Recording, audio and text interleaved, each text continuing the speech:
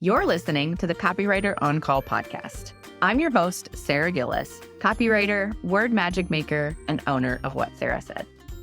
On this podcast, you'll feel empowered to show up online in a way that has you saying, "That's so me." Let's get started. All right, welcome back to another episode of the Copywriter On Call podcast. I am your host, Sarah Gillis, and I am logging some on-call hours today with Emily, a talented photographer and student of mine who participated in the most recent round of Storysale, my group coaching program. So Emily, welcome to the Copywriter On Call podcast. Hi, thanks for having me. I'm so pumped for you to be here. So I would love to just start out the way I start out all of my episodes. I would love for you to introduce yourself and tell us who you are and what you do and what you love about what you do. So I'm Emily, and I'm from Wilmington, North Carolina, and I am a maternity and newborn and family photographer. I love capturing all things motherhood. We take advantage of the beach here, and it's just such a fun little side hustle that I've created for myself. That's not really so much a side hustle anymore, but that's a story everyone has, I feel like. It's kind of blossomed into something that's become a real big passion project for you and has really kind of grown into this business that's thriving for you. Yeah. And like I homeschool my kids. I have 5 kids. I homeschool all except my oldest. And so I feel like I never leave these 4 walls. And so having this passion project where I can take off my mom hat, take off, educator hat, and really just do something for myself is keeping me sane. Yeah, for sure. And it's that creative outlet, right? That inspirational, creative juices flowing, all of the good things that happen when you are behind the camera. Yes. Yes. I love that. So how long have you been in photography? And tell us a little bit about, what kinds of images you like to create. What's your approach? So I've been doing this since 2017, and I know we've talked about my background on this, but at that point in my life, I only had 2 children, and had this just love for the whole process of pregnancy and labor and delivery. And my husband was like, maybe you should think about photographing babies, because we'd done a couple of newborn sessions and I was just like really interested in it. And he's like, maybe that might curb your baby fever that you're having. And it didn't work, obviously, because I had 3 more after that. But I just love preserving those memories for people, but also doing it in a way that's really natural and effortless. I don't want it to feel forced. And so I just love, capturing those first, few weeks as, you become, from 2 to 3 or 3 to 4 or whatever it is. As stressful as that time can be and that transition can be, I just try to make it, a really easy way for parents to preserve all this for years to come, for generations to come. Yeah. I love it so much. I think that your story is so fun because you're like, your husband's trying to get you to curb the baby fever and then 3 more kids. Yeah. I love that so much. Yeah. But I think that your story is similar to a lot of photographers that I've worked with. They find so much joy in the motherhood experience and they want to really preserve that moving forward, not only for themselves, but for other people as well. So I love that that's the origin journey. And I think that passion for that specific time in life, that specific chapter of life really is beautiful and weaves through your work so beautifully. So I love that devotion to kind of all things motherhood. Well, thank you. Tell me how you first learned about Storysale and what initially interested you in the program. So I had been doing the roundtable membership with Sabrina's crew, and I'd heard of you through there. And I was kind of at this point in my journey where I've checked all the boxes. I'd set up my website. I had, started on my blogging journey. I was just kind of at this pivotal point where I'm asking myself, like, now what? Now what do I do to keep this engine running and running smoothly? And I kind of exhausted all the resources that I could tap in to DIY it myself. And so at the beginning of last year, I sat down and kind of thought of what my goals were going to be. And this was one of my goals, was to kind of get my website to a point where it was doing the heavy lifting for me. And your Storysale concept of like just really encapsulating like my brand and my business and giving me the words to express that was something that really just kind of drew me in. And I was like, I need to do this. This is what I need. This is the next step. Yeah. So Yeah. I love that it started with goal setting for you. I think that's so important to figure out, okay, what do I want my business to look like, whether it's this year, this quarter, this month, whatever it is. I feel like that's a really good place to start.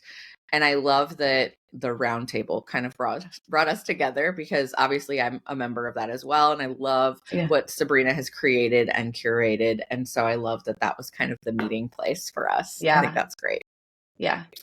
So our first month inside Storysale really focused in on website copy. So tell me a little bit about how your website felt to you before we started working together. I know you mentioned you like check the box, you have the website, but how did it feel to you?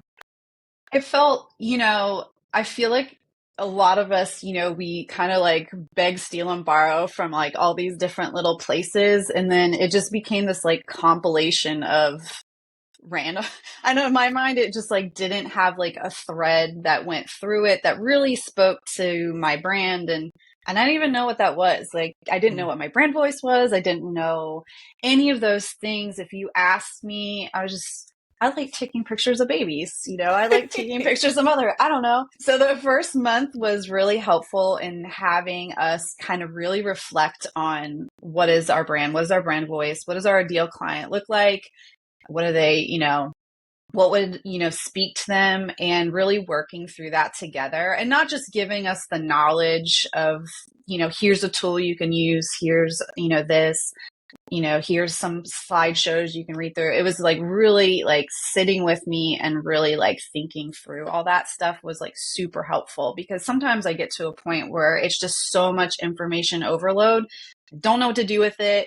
So having you kind of there as a mentor along the way of being my voice of reason and like really helping me iron those out and keep me like pointed straight instead of getting sidetracked and all these other things was super helpful. That's That awesome. first month was like awesome. Yeah. That's awesome. Yeah. It's my favorite month inside Storysale, and I think that's probably why I put it first. But I love working intensively with each member inside Storysale to really make sure their website, like you said, is doing the heavy lifting that it needs to. Because I think so many business owners, regardless of industry, like check that box and say, okay, well, I have a website, it's fine. But is it doing what you want it to? Is it truly a part of your marketing strategy?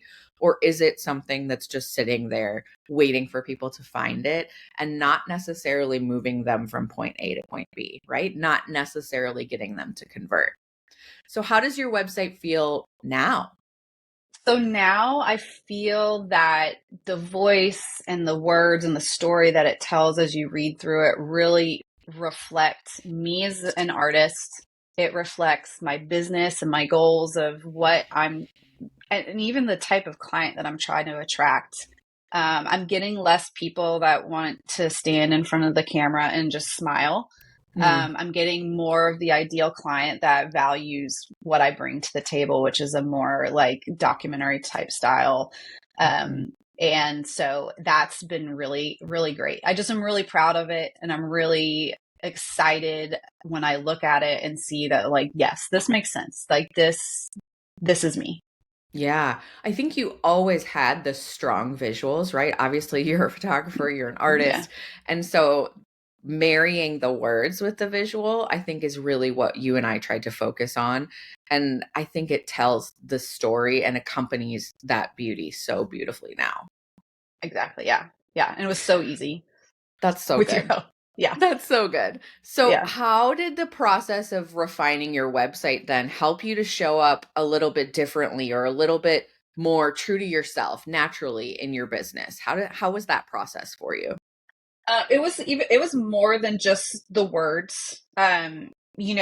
When we sat down together and, worked through some of those things, it was more than just writing the story. It was also teaching me about how important that voice is and having some buzzwords that not just on blogs, but on social media posts, anywhere I show up, like I can continue to weave that story into everything. So it was just like a real good jumping off point for me to have like this foundation built and then really then keep playing into that every time I show up somewhere online.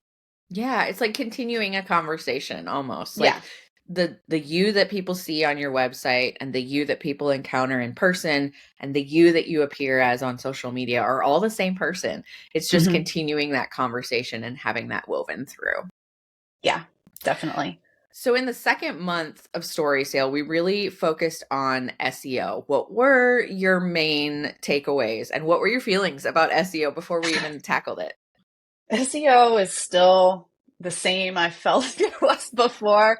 It's just a whole nother animal that is Yeah. really stressful to me. It's really triggering for me. Yeah. I feel like it's always changing and evolving. And so it's one of those things where like I just needed somebody to like set it and then forget it. And then Mm. like let's stop stressing about it and move on. And I think it was you that told me at one point that like blogging is my best control over like that constant content creation. And that's something that I feel like with your help and the swipe files that you gave us, that I can continue to build on that. Whereas some of the other SEO stuff, I'm still going back into our like portal. I'm still reviewing. Some of that stuff from the Duo Collective, I'm still going Mhm. back and using that as a huge resource. There's just so much to unpack there. And you did a Mhm. great job, like I said, laying that foundation, setting me up. And now it's my job to kind of keep those wheels turning. But I do feel like the blogging, like that was very helpful for me as far as like I was doing it really wrong. And now I feel like I'm doing it better. Yeah, I feel like a lot of us are like, well, I'm supposed to blog, so I better just Mm-hmm. do it. But it's Mm-hmm. so much more intentional or needs to be in 2024 when everybody knows they're supposed to have a blog. But it's about blogging with intention and blogging with that keyword basis, right? For SEO Mm-hmm. purposes.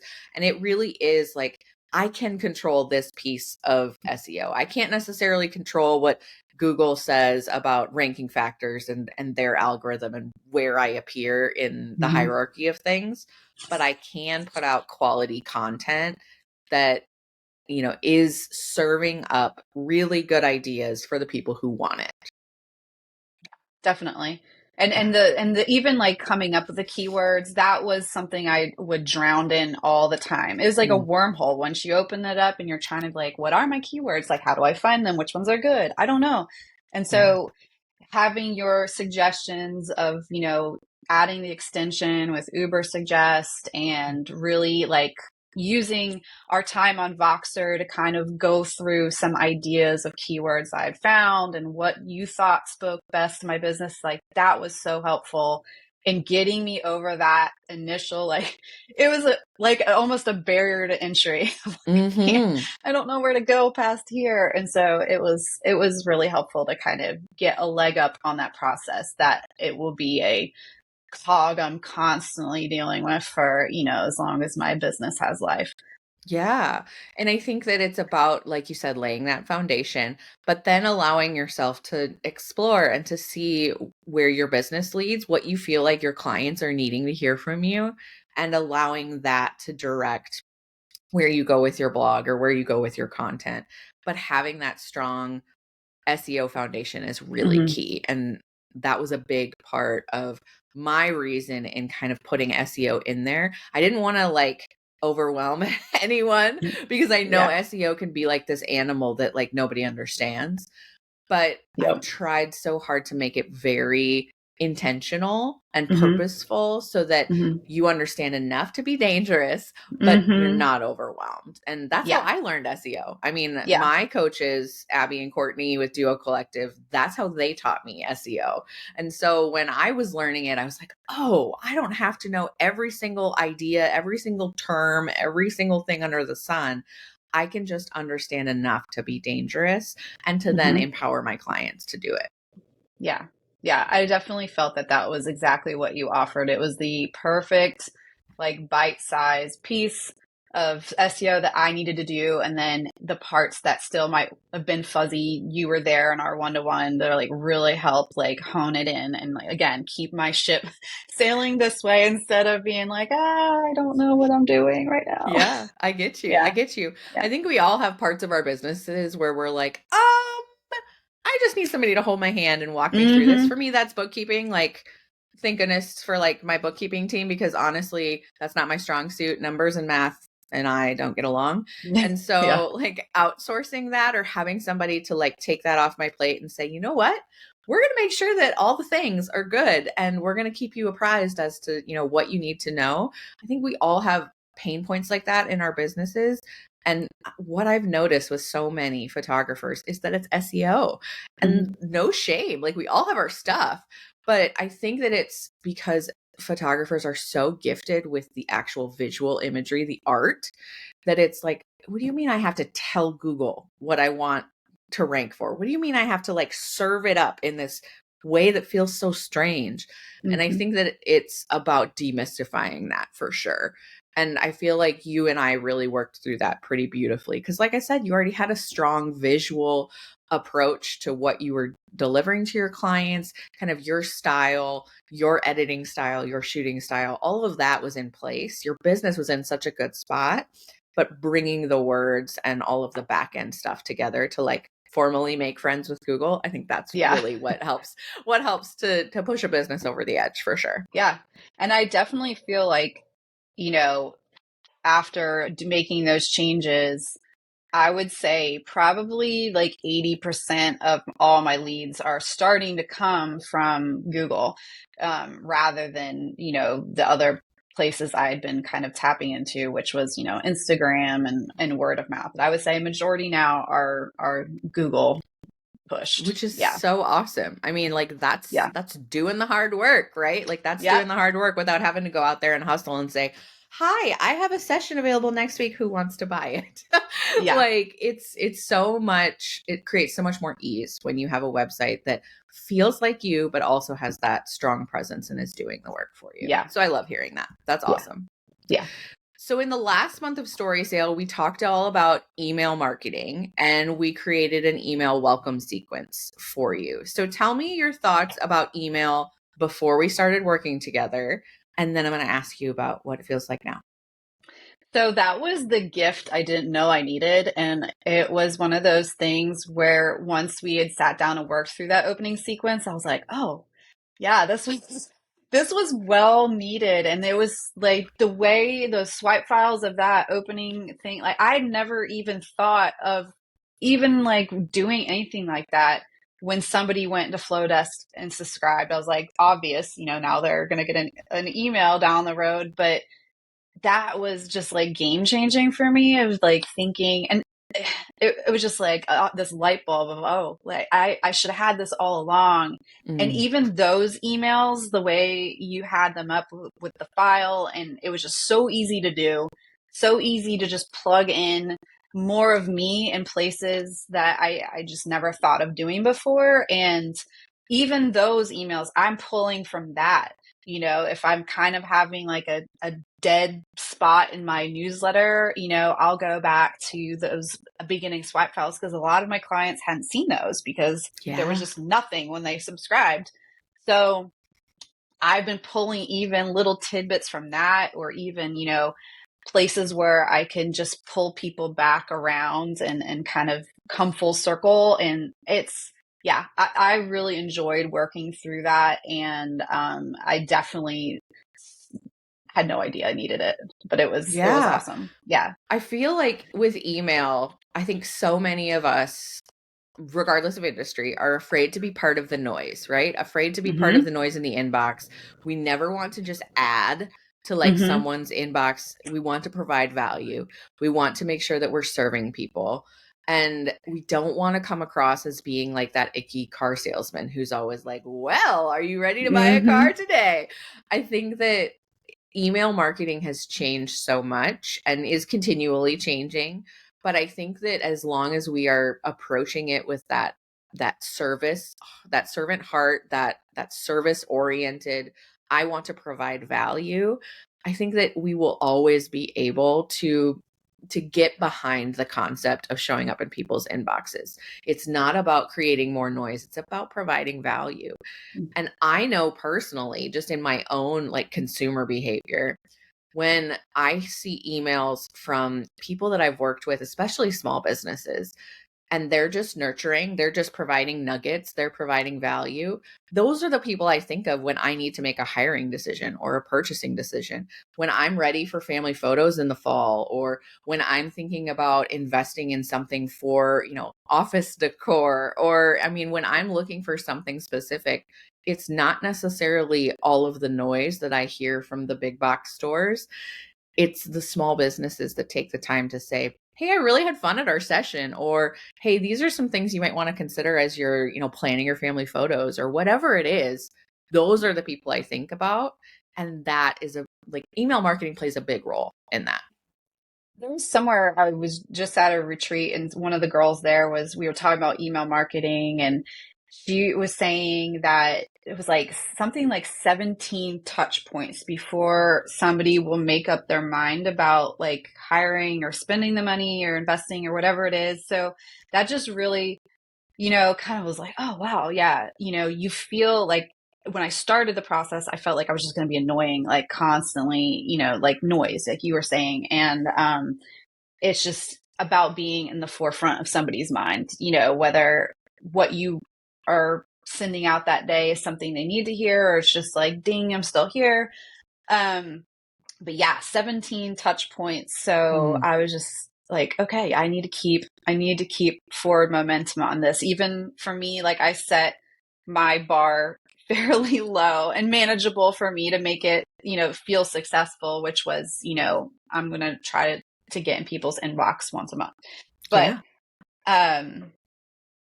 that's my goal. And I've been keeping up with it. I've been doing good. I So love it. I love it. yeah. I think that that's another piece to keep in mind, is that consistency can look like whatever it looks like for you in your life, right? Like, I know Mhm. that for me, consistency looks a lot different when my kiddos are in the middle of hockey season, and it just needs to be able to ebb and flow.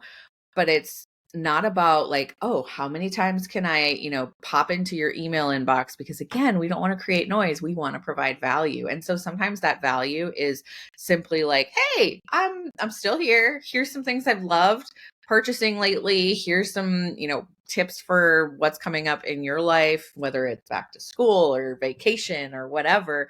And being a real human being, not necessarily just a business owner. I think that there's opportunities to give ourselves a break. During hockey season, when we're traveling a lot, I think that my emails tend to be more like quick little stories from my heart. And there's nothing wrong with that. It doesn't always have to be like, here's 5 tips to make your homepage better, right? Like, it doesn't have to be all businessy. It can have heart too. And that's really what I want to get across with email. This episode is brought to you by Storysale, my 3-month group coaching program that supports creatives who are ready to market their magic. In our 3 months together, you'll have access to group coaching calls, guest expert trainings, weekly one-on-one Voxer support with me, and 7 hours of one-on-one intensives with me, all to focus on your website copy, SEO, blogging, email marketing, and social media strategy. 8 spots are available this round. Is one of them for you? Storysale is a great fit for female service-based creative business owners like photographers, brand and website designers, wedding planners, and more who have been in business a few years. If you feel like your client work is fine-tuned and solid, but you're not serving enough of your dream clients, or you don't feel confident in communicating your passion or the value of your services, then Storysale is for you. My goal inside Storysale is to provide teaching and support as you overhaul your brand messaging strategy, from your website and your blog to your email list and your social media content, and to help you find soul sister aligned clients that value what you do. Visit whatsarahsaid.com/coaching to learn more, or click the link in the show notes. If this program feels right for you, use the code podcast to save $150 at checkout. I'd love to see you inside. Now, back to the episode. Yeah. And during your course, I remember, and I wrote it down, I don't have it with me, but there was like 4 things, like umbrellas of like whether you're building like a relationship or storytelling or like sharing a belief or selling, your emails, don't only have to be salesy. And so that was like super helpful for me, like just to go back to lean on when I'm like, okay, I'm going to write my newsletter for the month. It doesn't have to be like, hey, look at all the fun things I'm doing, in my business. It can just be, here's a sleep mask. I mean, like, that's just an example. But I found like over the past month, I've had more people follow me that probably will never hire me at all, but they value what I have to say, I guess. And so that makes me feel good. And maybe, one day they might need me for something, but maybe they're going to take a great vacation to where you are, and they're going to be like, you're the person.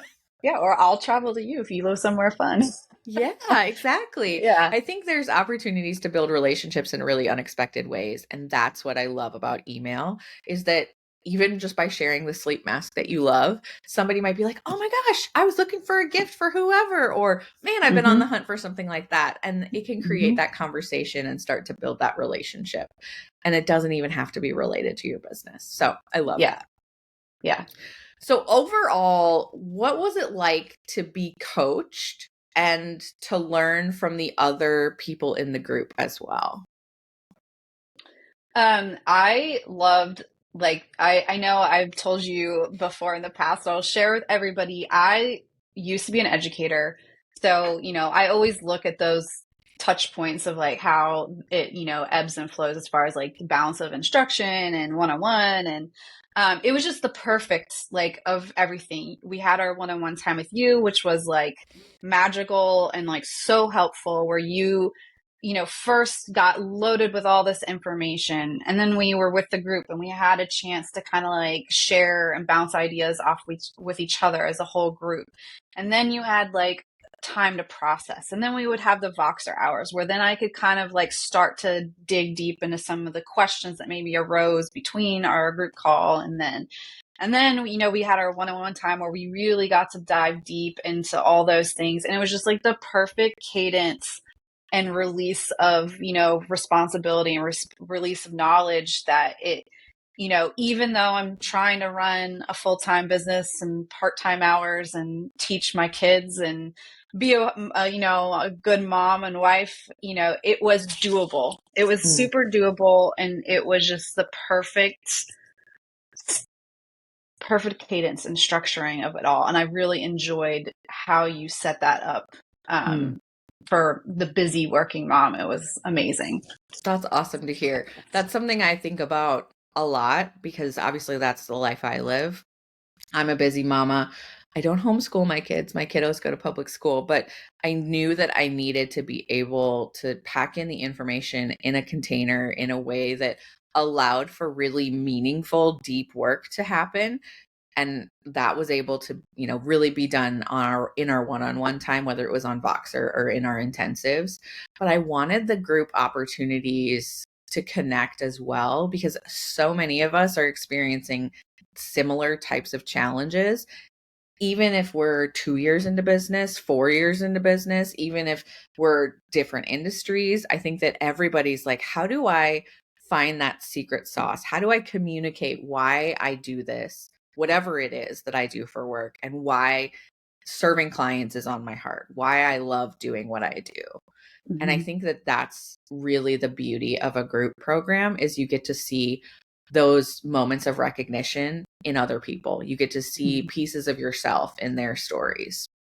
Yeah, it was the best of both worlds, because often I find like some mentorships and stuff is either all of one or all of the other, and there's Mm. like little in between. And so it was nice if you didn't feel like, or didn't think of it in the moment where you're with the group call, or you just didn't want to like extend it another 10 minutes for everybody, but you learned from everybody else's experience. You had the time to talk to each other. I know I still speak, on Instagram DMs to a lot of the girls. We cheer each other on, and, we'll write back and forth when we post something. So it's just been a really good environment and a really good community building experience on top of the education itself.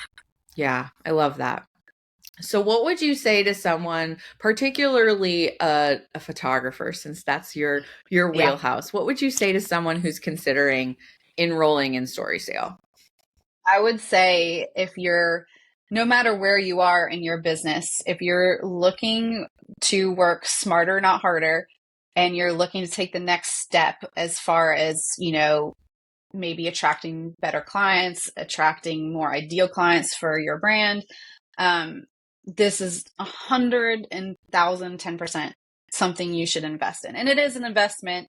And right now, I know for a lot of people that can be kind of scary, Mm-hmm. but it is totally worth it. If you have on your radar this upcoming year that you want to invest in something in your business, I 100% recommend this for you, especially if you're wanting to kind of take yourself to the next level. Yeah, I love that. I think it's definitely an interesting economy right now. Business Mm-hmm. is slow for a lot of us. And I Mm-hmm. think that when it comes to making investments, it's about choosing the ones that will really move the needle Yep. and making sure that on the other side of it, there will be work, right? There will Mm-hmm. be clients knocking at your door and saying, I'd love to work with you. I really felt, seen when I looked at your Mm-hmm. website, or I really feel like I know you, or like we're similar people after, reading your blog post or following along on social media or whatever it is. And that's why I love programs like this, because they really focus on refining and polishing up that welcome mat, that online doorstep, which is your website. I think it's important to invest in the things that you own versus, the Instagrams of the world. As much as I love me some good Instagram content, I think that the website is here to stay, and Mm-hmm. it will certainly evolve and it will certainly change. But regardless of whether or not the Instagram algorithm is playing nicely today, I Mm-hmm. think that the website and investing in your website, the piece that you own on the internet, is always worthwhile. Yeah. Absolutely. It's so easy to get distracted by like, oh, I want a new piece of glass. I want Mm. the latest version of my camera. I want some new gear. And, Mm-hmm. you do wrestle with those decisions, as a business owner. But I definitely am glad I went with this piece instead of buying the next lens or whatever it is, because yeah, well, will that affect my business? Like you said, what's going to move the needle more? And having this nailed down and having a website that's working for you will 100% move that needle farther than Mm-hmm. the latest preset pack, or the next gown in your client closet or whatever it is. Yeah. Yeah, this is the way to Yeah. go. We always have shiny object syndrome, and it's Mm-hmm. always a good idea to like think intentionally about investments. I love me a good dress. I love me some good gear, but at the end of the day, I think if you're neglecting your website, none of that stuff will necessarily matter, because the website is the place where clients go to learn about you, and that's the decision maker in terms of, am I going with this person or the other person down the road? And that's really, investing in the way that you show up online. And for a lot of us, that can be really scary, because obviously it's a vulnerable piece, right? Writing about yourself, showing up as yourself, that can be vulnerable, but it definitely pays off, not just in clients, but in also, building relationships and being able to create artwork that matters for you. Love it. Well, thanks so much for being here, Emily. I'm sending you a Thank big you. virtual hug. Thank you. Storysale is open for enrollment now. And podcast listeners get a special discount on the program. So we know the business is hard right now, and I want this to be an investment that works for you. So feel free to head to my website at whatsarahsaid.com/coaching, and you can learn more about the program. And if it feels right for you, feel free to use code podcast for $150 off of your enrollment. Again, Emily, thank you so much for being here. And as always, this is your Copywriter on Call signing off. Thanks for listening to the Copywriter on Call podcast. If this episode has you feeling all sorts of inspired to show up as yourself online, click that subscribe button so you don't miss my stories or practical advice to help you express your quirky, vulnerable, and authentic self online. Chat soon.